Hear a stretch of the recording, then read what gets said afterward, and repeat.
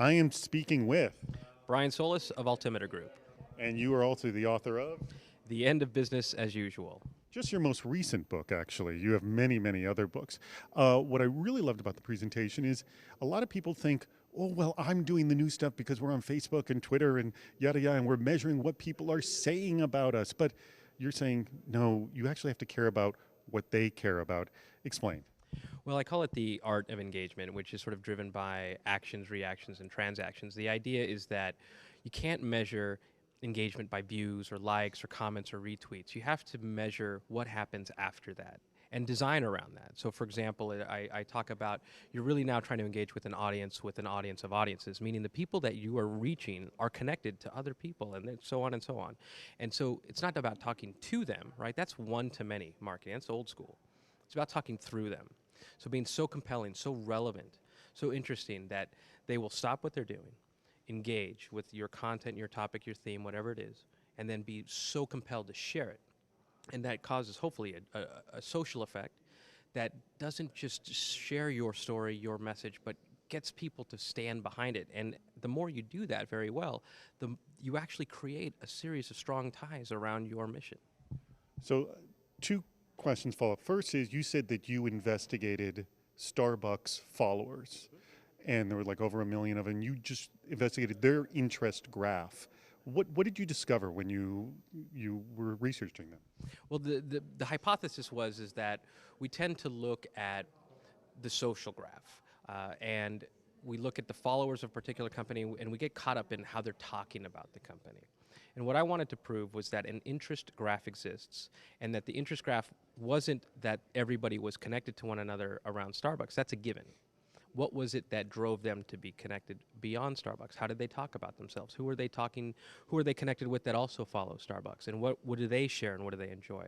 So, what did you learn? I learned that I learned all of the important topics to them, and as it was segmented into certain groups, and then all of the people who were I'm connected. down to know what are those important topics. It's a whole report. You can download it for free. But things like music, family, love, students accounted for one of the biggest segments that they hadn't noticed. Any other bigger than any other professional field. But what's more important is in each one of those topics, we were able to show the people who are connected to one another ranked by people who have the most followers within that interest group of people who follow Starbucks. Sounds really complex, but all it did was teach Starbucks to see their followers in a different way and to create content, to create experiences that are meaningful to them outside of just Starbucks. What did Starbucks do with that information? That's what I'm intrigued with, because I've done work with clients before, and we give them this amazing data, and they're like, wow, this is amazing, and then nothing. So what did they do next? To be honest, I'm not sure because I did that without their knowledge. I did it to prove a Oh, point. so they weren't a client of yours? No, I did it to prove a point, is that information is public. Anyone can have access to it, including the company that's affected by it, and this is how we should start seeing the world. So they did reach out to say that they were going to start looking at their followers that way to create more meaningful experiences. But as they're not a client, I'm not sure what happened, but at least they reached out to acknowledge it. Okay.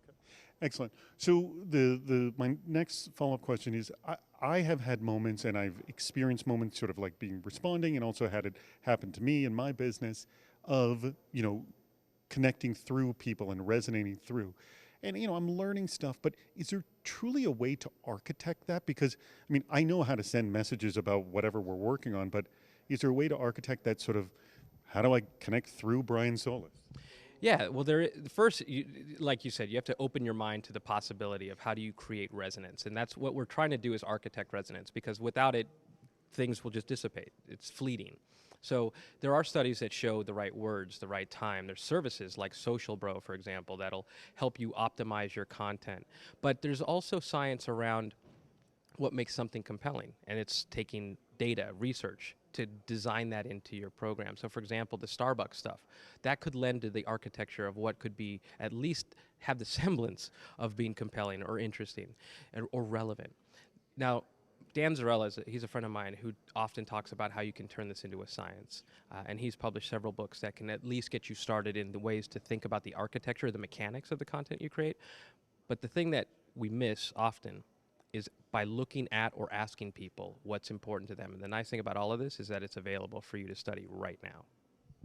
And and you had mentioned a few sites that you can actually do that with, yes? Yeah, absolutely. So there are companies that can do this, but you have to ask them to do this because this is new stuff. They just go get data like anybody else. You have to tell them specifically what you're trying to look for. And those companies are DataSift. Another company is Researchly by People Browser, and they will help you prove that not only the interest graph exists, but the people, what's important to them, how they're connected to one another, so that you can inspire your strategies around it.